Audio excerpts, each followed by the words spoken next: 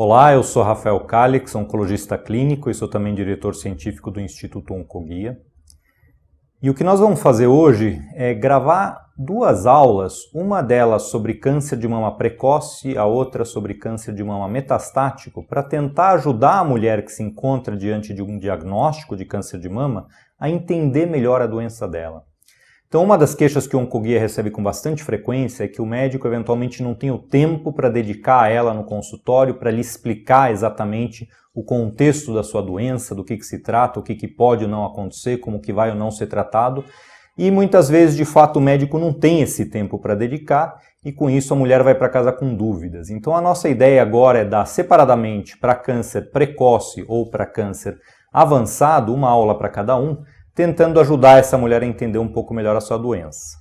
Essa aula é sobre a compreensão do câncer de mama avançado. Nós vamos abordar o tratamento desse câncer de mama avançado.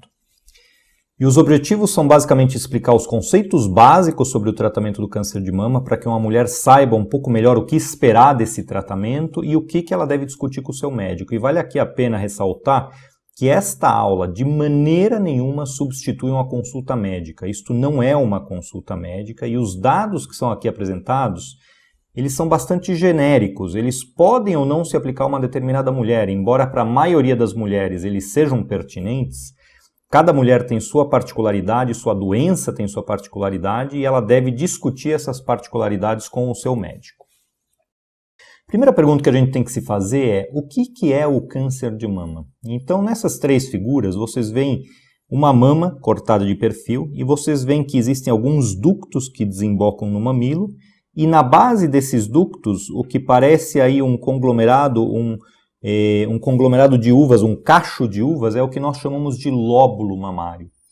E tanto o lóbulo quanto o ducto mamário, ele é forrado por uma camada de células, e essas células podem vir a sofrer uma alteração no seu material genético, seja as do lóbulo, seja as do ducto, e determinadas alterações genéticas nessas células podem fazer com que essas células comecem a se dividir de maneira desordenada e exagerada, e quando o câncer se torna invasivo, o que isso significa? Significa que essas células romperam uma determinada barreira, que é o que vocês veem na figura do meio, no caso de um carcinoma ductal invasivo, enquanto que o carcinoma lobular invasivo significa que as células malignas que estavam se dividindo no lóbulo romperam uma determinada barreira, membrana basal, e passam a se dividir de maneira desordenada além dos limites dessa estrutura do lóbulo. Então aqui vocês têm três exemplos, os exemplos mais comuns dos cânceres mais comuns de mama, que são o carcinoma ductal in situ, que não rompe a tal barreira, mas que consiste de células anormais. O carcinoma ductal invasivo, e quando a gente põe a palavra invasivo, isso denota a capacidade das células de se espalharem por alguma parte do corpo, seja através do sangue, seja através dos vasos linfáticos. E o carcinoma lobular invasivo, que nasce nos lóbulos e por ser invasivo também denota uma capacidade de se espalhar pelo corpo. E assim como existem esses três tipos que a gente chama de histológicos, esses três tipos de câncer de mama, existem diversos outros tipos de câncer de mama que a gente vai mencionar mais para frente. A próxima pergunta que a gente tem que responder é: será que nós estamos lidando com câncer de mama localizado ou metastático? E esse slide é comum tanto à aula de câncer localizado quanto metastático, que é o caso desta aula. Então vocês veem do lado esquerdo da figura o tumor que nasceu na mama, mas este tumor, como a gente já mencionou, ele pode se espalhar, se disseminar através de vasos linfáticos para as estruturas que nós chamamos de linfonodos, que são estruturas que fazem parte do sistema de defesa do organismo, ou células malignas podem entrar na circulação sanguínea e viajar pelo corpo e ir parar, por exemplo, no fígado, por exemplo, no pulmão, no cérebro, nos ossos, constituindo o que a gente chama de metástases. Então, um tumor ele pode ser localizado somente dentro da mama, localmente avançado, que significa tumor na mama e nos linfonodos da região da mama, que são a região axilar, a região aqui em cima da clavícula, ou ele pode ser um câncer metastático ou disseminado, e a gente usa disseminado como um sinônimo de metastático ou sinônimo de câncer de mama avançado. E esta aula especificamente aborda somente o câncer de mama metastático ou avançado, e nós não vamos discutir no restante desta aula o câncer de mama localizado. Portanto, é importante que cada mulher preste bastante atenção em que aula que ela está assistindo, para não assistir uma aula que não é pertinente ao seu caso. A grande pergunta que uma mulher tem quando ela se depara com o diagnóstico de câncer de mama é: como é que nós escolhemos o melhor tratamento possível para esta determinada paciente, né? Então a gente tem que reconhecer que existem diversos fatores que entram na equação da decisão sobre que tipo de tratamento vai ser oferecido para uma mulher. E esses diversos fatores eu listei aqui, incluem o tal do nome e sobrenome do tipo de câncer, né? Então eu citei já anteriormente 3 tipos de câncer, que é o carcinoma ductal invasivo, o carcinoma lobular invasivo e o carcinoma ductal in situ. O nome dessas classes de tumores, ela varia ao longo do tempo, então hoje em dia a gente fala em carcinoma invasivo sem outras especificações, que é o tipo mais comum de câncer, e aí existem outros tipos menos comuns. Isso é o que eu chamo de nome e sobrenome. O segundo aspecto que é levado em consideração na decisão do melhor tratamento para uma mulher determinada é se existe ou não metástases. A gente já falou que esta aula se refere única e exclusivamente a pacientes com metástase, e nesse caso, a localização dessas metástases é completamente diferente eu tratar uma mulher que tem exclusivamente 1 ou 2 metástases ósseas, do que tratar uma mulher que tem metástase no cérebro, ou metástase no pulmão e no fígado, e assim por diante. Terceiro aspecto seriam características relacionadas à agressividade da doença, ou que nós também chamamos de características biológicas da doença. Então, diversos tipos de câncer podem ter diversos tipos de agressividade, e essa agressividade pode, em parte, ser determinada por uma avaliação de determinadas proteínas que podem ou não estar presentes na superfície das células, como a gente vai ver mais para frente. Um quarto aspecto é a presença ou ausência de um determinado alvo terapêutico, né? Na superfície dessa célula nós poderíamos ou não ter um alvo terapêutico para determinadas drogas. E tão importante quanto essas características relacionadas à doença, nós temos que olhar também para as características da paciente. Então, será que é uma mulher que tem outras doenças importantes? Qual é a idade dessa paciente? Qual é a localização geográfica? Onde que essa mulher está sendo tratada? Ela está sendo tratada numa cidade ou na zona rural? Qual é a estrutura de apoio social que tem essa paciente? E em se tratando de doença metastática, é extraordinariamente importante a gente saber quais foram os tratamentos prévios aos quais essa mulher foi submetida. É a somatória de todos estes aspectos citados acima que permite a escolha do tratamento certo para uma mulher determinada. Então vamos agora dissecar um pouquinho todos aqueles itens que a gente citou como determinantes do melhor tratamento. Falar do nome e sobrenome do tipo de câncer. Eu já citei para vocês o carcinoma ductal invasivo. Recentemente o seu nome mudou para carcinoma invasivo sem outras especificações. Esse tipo de câncer é o tipo mais comum de câncer de mama, presente em aproximadamente 80% a 85% dos casos. Depois vem carcinoma lobular invasivo, carcinoma ductal in situ, carcinoma ductal lobular, é um tumor misto, carcinoma mucinoso, carcinoma tubular e assim por diante. Existem alguns subtipos muito mais raros, e quem dá o nome para esses subtipos de câncer de mama é o patologista olhando num microscópio. E no microscópio que ele está olhando são lâminas de vidro com fatias extraordinariamente finas, seja da biópsia do tumor mamário, seja uma fatia extremamente fina do próprio tumor que possa ter sido retirado numa cirurgia. Então o patologista olha no microscópio, vê essa estrutura que está aqui na parte do meio da tela, na parte de baixo no meio, e com base no que ele vê aí, ele consegue dar o nome de carcinoma ductal, carcinoma lobular, se é invasivo, se não é invasivo e assim por diante. E com base na opinião dele, ele vai emitir um laudo de patologia, o laudo de anatomia patológica, o laudo patológico, que é um laudo extraordinariamente importante e que é o laudo, o laudo que vai direcionar basicamente todo o tratamento futuro desta mulher com câncer. Então o laudo anatomopatológico é um exame que a paciente tem que guardar para sempre consigo, tá? Ele é escrito pelo patologista, ele é o resultado da análise da biópsia ou da análise da peça cirúrgica, ele descreve o nome do tumor ou o nome das características de uma metástase que possa ter sido biopsiada.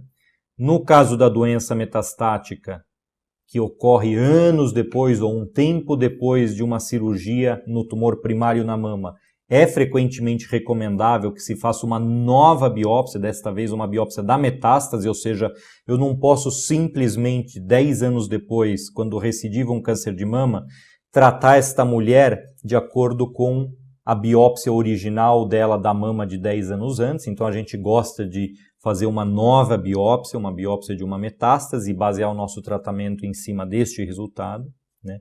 O laudo, obrigatoriamente, nos anos atuais, deve conter uma avaliação que a gente chama de imunohistoquímica. Imunohistoquímica nada mais é que o patologista colocar determinadas colorações para identificar se existe a presença ou não existe a presença de alvos que poderiam ajudar a selecionar o tratamento. E essa é a técnica que se usa, por exemplo, para detectar a presença de receptores hormonais, né, que são o chamado receptor de estrógeno, receptor de progesterona, para detectar se existe um excesso da proteína HER2 ou se não existe um excesso dessa proteína. E como vocês vão ver lá para frente, isso é extraordinariamente importante na decisão terapêutica. Em relação ao local das metástases e a extensão da doença metastática, a gente se pergunta se as metástases são difusas ou se é uma, duas metástases somente. A gente tem que se perguntar se as metástases estão causando sintomas nesta mulher. A gente tem que saber se existe ou não metástase cerebral, porque é diferente tratar uma mulher com metástases cerebrais do que tratar uma mulher com metástases em qualquer outro órgão. E aqui numa figura vocês veem então o que é uma metástase cerebral, uma metástase no pulmão, uma metástase no fígado, uma metástase no osso. E esses de fato são os órgãos mais frequentemente acometidos, embora possam ocorrer metástases de câncer de mama virtualmente para qualquer outro órgão. E a localização das metástases, às vezes, ela é mais ou menos típica do subtipo de câncer de mama com o qual nós estamos lidando. Em relação às características de agressividade da doença, em relação à presença ou ausência de alvos para o tratamento com determinadas drogas, eu acho que é importante entender um pouco a evolução histórica do que ocorreu em relação ao conhecimento do câncer de mama. Então, antigamente, a gente achava que todo câncer de mama era igual. Eles eram todos iguais entre si, independente de em que mulher ocorria, câncer de mama era câncer de mama, que são todas essas bolas vermelhas, e a única coisa que mudava era o tamanho. Uma mulher tinha um tumor grande, a outra mulher tinha um tumor menor, e assim por diante. E conforme evoluiu o conhecimento sobre o câncer de mama, começou a se diferenciar os tipos histológicos, que eu já mencionei, ductal, lobular, ductal in situ e assim por diante. Então começou a se descobrir que câncer de mama não é uma doença só. São várias doenças de acordo com o subtipo histológico. E isso passou a se sofisticar ainda mais com a descoberta da presença ou ausência de determinadas proteínas na superfície dessas células, que seriam, por exemplo, o receptor de estrógeno, o receptor de progesterona, que eu marquei aqui. Alguns dos tumores, independente deles serem pequenos ou grandes, poderiam ou não ter receptor de estrógeno ou receptor de progesterona presente. Alguns tumores, independente deles terem sido descobertos cedo ou tarde, poderiam ou não ter a expressão do alvo chamado proteína HER2 na superfície, e isso, mesmo em câncer de mama metastático, é extraordinariamente importante para determinar o tratamento. E o motivo pelo qual isso é extraordinariamente importante é porque, por exemplo, para uma mulher cujo tumor tem receptor de estrógeno e ou tem receptor de progesterona, parte da terapia para a doença metastática certamente vai consistir da administração de hormonioterapia. A hormonioterapia, ela consegue fazer com que células tumorais morram. Quais células? Aquelas células que têm na sua superfície receptores hormonais. Da mesma maneira, mulheres cujo tumor tem uma hiperexpressão da proteína HER2, elas têm um alvo extraordinário para a tal da terapia anti-HER2, que é uma terapia, seja endovenosa, seja oral, que mata células que têm na sua superfície um excesso dessa proteína chamada HER2. Então, isso são dois exemplos de terapias-alvos extraordinariamente eficazes no tratamento do câncer de mama. Neste caso, nós estamos falando do câncer de mama metastático, mas isso também se estende ao câncer de mama inicial. E em relação às características da paciente, é bastante óbvio, qualquer um pode imaginar que é completamente diferente eu tratar uma mulher jovem saudável de uma mulher jovem que está tendo um infarto, é completamente diferente eu tratar uma mulher idosa que já está restrita numa cadeira de rodas pela própria idade, por uma perda de funcionalidade, é completamente diferente eu tratar uma mulher no meio de uma aldeia indígena e é completamente diferente eu tratar uma mulher que tem um suporte social, uma rede social, uma família que lhe dá apoio, comparativamente com uma mulher que vive completamente sozinha e que, se tiver um efeito colateral do tratamento, ela não poderia ter acesso rápido a um tratamento. Então, a gente tem que levar tudo isso em consideração antes de decidir como que a gente vai tratar uma determinada paciente. Então, só para recordar, como é escolhido o melhor tratamento para uma determinada paciente? Levando em conta o nome, sobrenome, a localização da metástase, característica da agressividade da doença, presença ou ausência de alvo e característica do paciente. Bom, e para a gente falar um pouco do tratamento específico da doença metastática, eu acho que uma coisa que a gente sempre tem que levar em consideração em câncer de mama, a porcentagem de mulheres que têm câncer de mama metastático e que pode ser curada apesar da presença de metástases, ela é relativamente pequena quando comparado com outras doenças, como, por exemplo, câncer coloretal, câncer de testículo, onde mesmo tendo doença à distância, doença disseminada, a gente consegue uma boa taxa de cura. Então, se eu estou lidando com uma doença metastática e, portanto, incurável, eu tenho que pôr na balança com muito cuidado o que eu vou oferecer para essa mulher para que a gente, obviamente, aumente o tempo de vida dela, mas para que a gente aumente esse tempo de vida com qualidade, para evitar que essa mulher tenha dor, para evitar que essa mulher tenha falta de ar, mas, por outro lado, pensando também no outro lado da balança, que são os efeitos colaterais que qualquer tratamento pode ter e se o próprio tratamento não vai fazer, em última instância, com que essa mulher acabe gastando o seu tempo de vida, ou parte dele, hospitalizada para lidar com esses efeitos colaterais. Então, a gente trabalha numa linha muito tênue de equilibrar o tratamento mais agressivo possível, que proporcione a maior vida com a melhor qualidade de vida, versus o tratamento menos agressivo, de modo a preservar essa mulher e poupá-la de efeitos colaterais excessivos.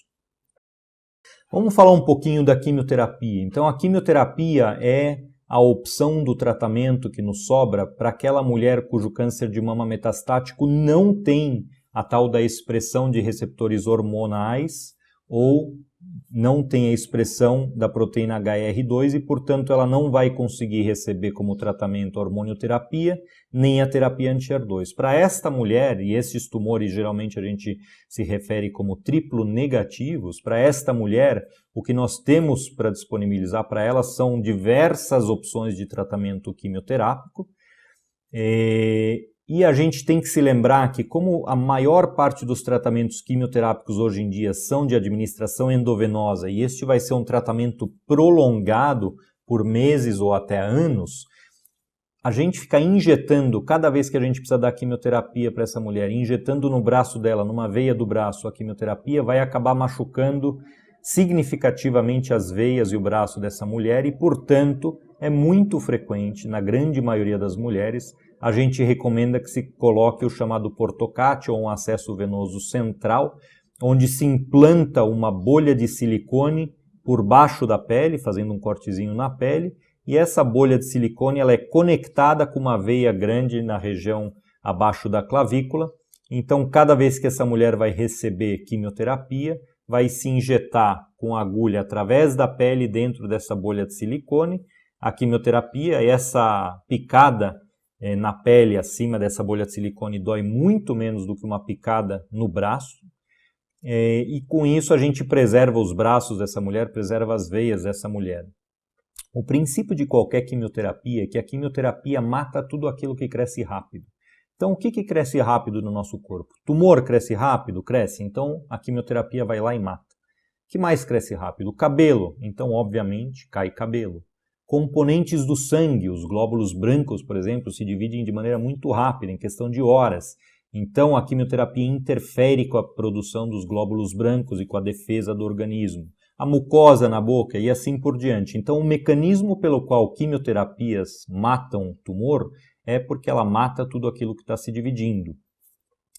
E o objetivo primário da quimioterapia, em se tratando do tratamento do câncer de mama metastático, é que essa quimioterapia proporcione uma diminuição da quantidade de doença ou, no mínimo, a estabilização da doença, que ele evite que a doença cresça, pelo menos por um tempo de vários meses ou um ano, ou seja, o tempo que for possível. E uma vez que a doença passe a ser resistente a esta quimioterapia e passe a crescer, a gente vai então trocar de quimioterapia. E eu mencionei acima que quimioterapia é a opção de tratamento para quem não pode se beneficiar da hormonioterapia e da terapia anti-HER2, mas a realidade é que para aquelas mulheres que tomaram hormonioterapia como tratamento para doença metastática, depois que elas esgotam a eficácia da hormonioterapia, essas mulheres obviamente podem também receber quimioterapia.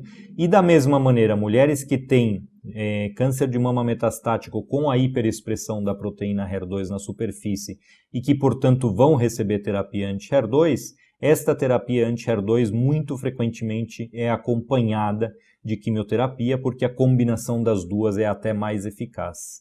E nunca perder de vista, quando a gente está administrando quimioterapia para uma mulher com câncer metastático, que o objetivo é viver mais, viver com qualidade de vida e tentar evitar a progressão da doença. Vamos falar um pouquinho de hormonioterapia. Eu peço desculpa que o slide ficou um pouco desformatado, mas a hormonioterapia ela é administrada sempre e quando exista a expressão do receptor hormonal na superfície da célula maligna.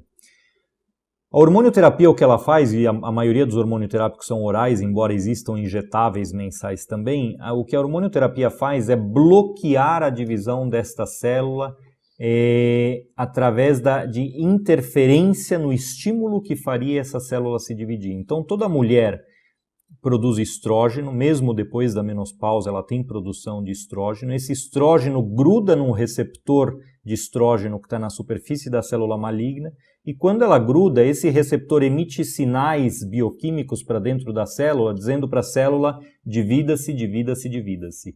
E o que a hormonioterapia faz é justamente impedir esta sinalização, impedir seja a ligação do estrógeno no receptor, seja a própria produção do estrógeno ou no ovário ou no tecido gorduroso, como ocorre na mulher após a menopausa.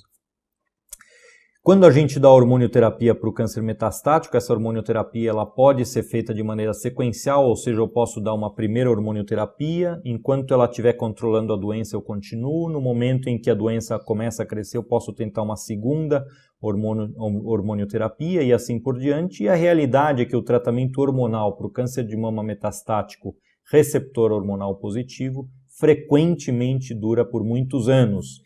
E quando a gente fala muitos anos em tratamento da doença metastática, é importante que a mulher perceba que isso abre espaço para novas descobertas ao longo desses anos. Então a gente sempre tem que olhar de maneira bastante esperançosa para os avanços médicos, avanços no tratamento oncológico que vão ocorrer ao longo dos próximos anos, porque é quase certo que a mulher vai ter estes próximos anos de sobrevida, especialmente em se tratando de um tratamento com hormonioterapia. Por último, a terapia anti-HER2, então a hiperexpressão da proteína HER2 na superfície das células malignas, ela é um alvo fantástico para a terapia anti-HER2. Via de regra, a terapia anti-HER2 é administrada junto com a quimioterapia e pode, em alguns casos selecionados, ser administrado junto com a hormonioterapia. A terapia anti-HER2 administrada de maneira correta na doença metastática prolonga significativamente a vida dos pacientes. Então, se você, por exemplo, só tratar paciente com quimioterapia ou tratar com quimioterapia e a melhor combinação de terapia anti-HER2, você mais do que triplica, você praticamente triplica a sobrevida dessa paciente. E lembrar, hoje em dia já existem associações de 2 terapias anti-HER2 que parecem ser até mais eficazes do que uma terapia anti-HER2 isolada, e isso obviamente depende da disponibilidade do local onde está sendo feito o tratamento. Em relação à radioterapia para doença metastática, vale a pena mencionar que, em se tratando de doença metastática, o papel da radioterapia ele é paliativo, é paliativa essa radioterapia, e ela deve paliar o quê? Paliar dor, por exemplo. Então, se você tem uma lesão comprometendo uma vértebra, e essa vértebra com lesão está causando dor, você pode irradiar essa região e a radioterapia controla a doença nessa região, mas não faz sentido você irradiar, por exemplo, o esqueleto inteiro, ou o pulmão inteiro, ou o fígado inteiro, porque nesses casos a toxicidade da radioterapia seria pior até do que a própria doença. Então a radioterapia é para um tratamento localizado, para paliar sintomas, seja na coluna, seja no pulmão, seja no fígado, seja no cérebro. No cérebro, um detalhe importante para mencionar é que quimioterápicos, via de regra, são menos eficazes para lesões cerebrais. Então, antigamente se usava muito radioterapia para lesões cerebrais, inclusive se chegava a irradiar o crânio inteiro quando existisse uma lesão. Hoje em dia a gente sabe, consegue tecnologicamente fazer uma radioterapia muito mais localizada na área onde exista de fato a metástase. A terapia anti-HER2, essa sim consegue tratar a doença no sistema nervoso central, no cérebro, e a hormonioterapia às vezes consegue controlar também. O câncer de mama não tem somente uma dimensão física, ele também tem uma dimensão, assim como todo câncer, uma dimensão que afeta a família, afeta finanças, afeta espiritualmente, afeta emocionalmente, afeta profissionalmente essa mulher. E, portanto, a abordagem não é só uma abordagem médica, na verdade é uma abordagem de uma assistência multiprofissional, onde é necessário o auxílio da família e de amigos, onde é necessário o auxílio do Estado através de benefícios sociais, para que seja alcançado realmente o melhor tratamento e, portanto, o melhor resultado desse tratamento para essa paciente. E, mais uma vez, eu ofereço aqui a assistência do Instituto Oncoguia no sentido de esclarecer dúvidas que eventualmente essa paciente possa vir a ter ao longo do tratamento da sua doença. Muito obrigado.